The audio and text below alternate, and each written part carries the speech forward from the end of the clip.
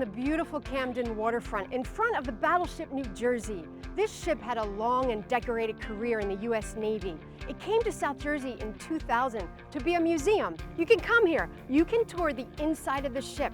You can even stay overnight if that's what you'd like to do. But whatever you do, when you come here, you'll see what it was like to live as a sailor on a battleship. Welcome to the Battleship New Jersey. The battleship served in World War II, the Korean and Vietnam Wars, and in Lebanon, Beirut. Veteran George McCulloch is the first to greet me. He served on the ship during the Korean War. Now he volunteers as a tour guide, and he's proud of what the ship stands for. This power was never used for our country's gain. It was used only to protect our liberty and the liberty of you guys and me, and no other country can make that statement. George has a few tours to give, so I'm going to see the rest of the ship with Jason Hall. Since this is a museum, Jason is the museum's curator. This is actually an M2 machine gun. We Okay. would have had 8 of these in the 1980s to defend us against small craft. It's so interesting to think of this as a museum because it doesn't look like a museum. It definitely does not look like a museum, and in many ways she's still a living being for our guests to explore. Why do you want to work here? One of the great things about working here is that it's not just a steel box. We're honoring the men and women who built the ship and the men that served on it. Without their sacrifice, we don't have the freedoms we enjoy today. There's so much to see on this ship. You could go 5 levels up and 2 decks below. Pretty much every inch has some historical significance. These are the Tomahawk cruise missiles the battleship would have had in the 1980s. How did they work? Well, they would fire from these armored box launchers, and they were actually capable of carrying a nuclear warhead. And they could go 1,500 miles, which we could sit here in Camden, hit the island of Cuba. For local sports fans, we could take out Dallas. Very good, but they didn't do that. They never did that. Yeah. They never used them in combat, not on board this ship. Oh, they never did? Never did. So why were they here? Well, they were put here in case we needed them. They were put here because of the Cold War with the Soviet Union. We had to have something bigger and better than them. Ronald Reagan wanted to put the Tomahawk cruise missiles on the battleships, and that the Soviets had nothing to compare to it. I would think if you come on the battleship, you have to take a tour. You have to take a tour. There's so much more to see and explore that you haven't even seen. Right, and I would walk right by these and have no idea what they were. There's so many learning experiences here on the ship for all of our guests. All right, so where are we going next? Next, we're going to forward plot. That's where the triggers are to fire the big 16-inch guns. We are now headed below deck, where you'll find a city at sea. It's amazing to think that sailors lived and worked on this ship for months. Welcome to forward plot. This is where we'd actually come up with a firing solution, pull the triggers. This is the Mark 8 Rangekeeper. This is a 1938 analog mechanical computer that allows us to fire that projectile 23 miles away. There are so many dials, so those are the coordinates of where it's going? Well, what they're doing is they're inputting 16 points of information. Our bearing, the enemy ship's bearing. Actually, turn that handle clockwise. A little faster, we're being shot at. Oh, okay. All right, and stop. And so now we've changed that, and the computer's going to keep that, and it knows where to aim those big guns. They're doing this while they're being fired at. Yes. I wasn't thinking that. I was thinking, oh, they're just sending all the dials up. That's extremely stressful. Very, very stressful. And but you have to be accurate. You have to be accurate, and this machine was so accurate they used from World War II all the way up to 1991. And you can't go home and relax and have a drink after work. Exactly, you can't, That's- unfortunately. Wow, imagine that. All the knobs and all the buttons, they would Yeah. dictate which radar, which gun director we're using, tells the information where it's going to the computer, and then where the information is going from the computer, which target and which gun. And sailors had to remember how all of that worked. Unbelievable. How many sailors would be in this room? About a dozen. About a dozen in this room. Wow, that's amazing. And once we get the firing solution, then we pull the triggers. We pull the trigger. They would do that here. Right over here. Right over here. Okay.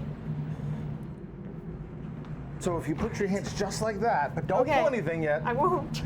This is our salvo alarm. We had to let the whole ship know you're about to fire the guns. Okay. So around the whole ship, they'll hear an alarm, and amp. Down here, you're going to hear the bell, and that's going to light up. So when I tell you, Yeah. you're going to pull that one 3 times. 3 times. Go. All right, good. And then this is the manual trigger. Okay. So this is what actually would fire the big guns. So I'm going to give you a countdown, and you're going to pull and hold that trigger. When I did the 3, how much time would everyone know? As soon as those alarms went off, the next sound they would hear is boom. Okay. So I'm going to give you a 3, 2, 1. Then you're going to pull and hold. I'm ready. 3, 2, 1, fire. Wow, that's loud. And you just blew up the Ben Franklin Bridge. That's not good. How often would that happen? They could fire a projectile every 30 seconds. They could Every load 30 and fire every 30 seconds. So was there one sailor here just doing this? And then they're getting the information from the muzzle velocity computer here. This is from Vietnam. This is the one from the 80s. And then what they're going to do is recalibrate for the next shot. And we had to time how long it would take the projectile to get there. Yeah. That projectile you just fired is still going through the air. Okay. It would take upwards of 60 seconds, and that tells us it just hit.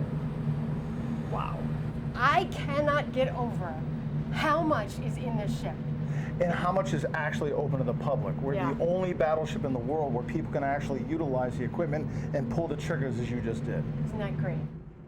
There was a time when many parts of the ship were closed to the public, but recently, tours were expanded so you can see the dentist's office, the executive officer's stateroom, and the captain's cabin, which has an exquisite display of the china once used on the ship. The display is on loan from the governor's mansion. You can also stop in the turret room for a hands-on lesson in sending projectiles up to the gun house.